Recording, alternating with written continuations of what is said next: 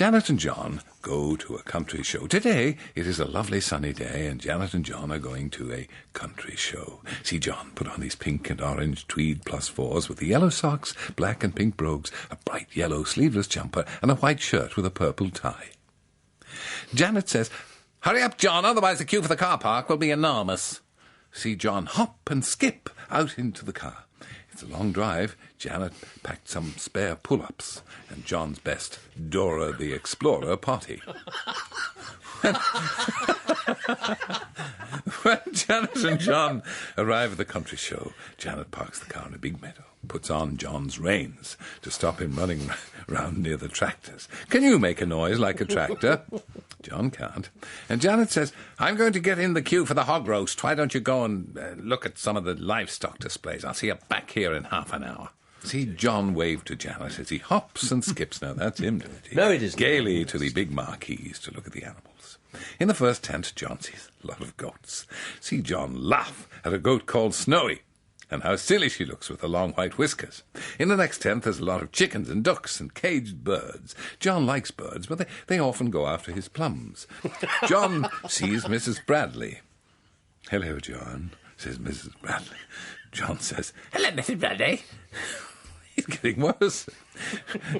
"What are all those birds here for today?" And Mrs. Bradley says, "They're in a competition to win prizes for the best of breed and best in show. I'm showing some of my bantams."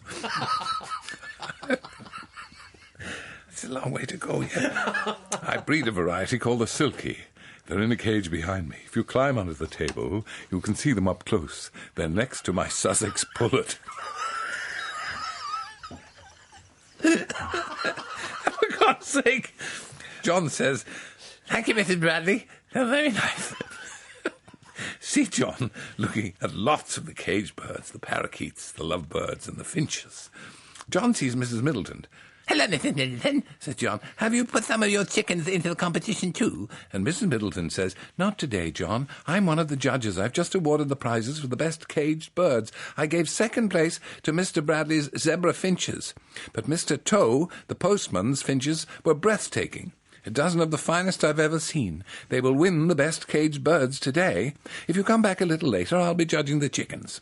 And I think that Old English game variety should do very well." "Thank you, Mrs. Middleton," says John. See John skip back to see Janet. Janet's near the front of the queue for the hog roast. "Do you like roast pork?" John does. "Hello, John," says Janet. "Did you have a nice time?" "Yes," says John.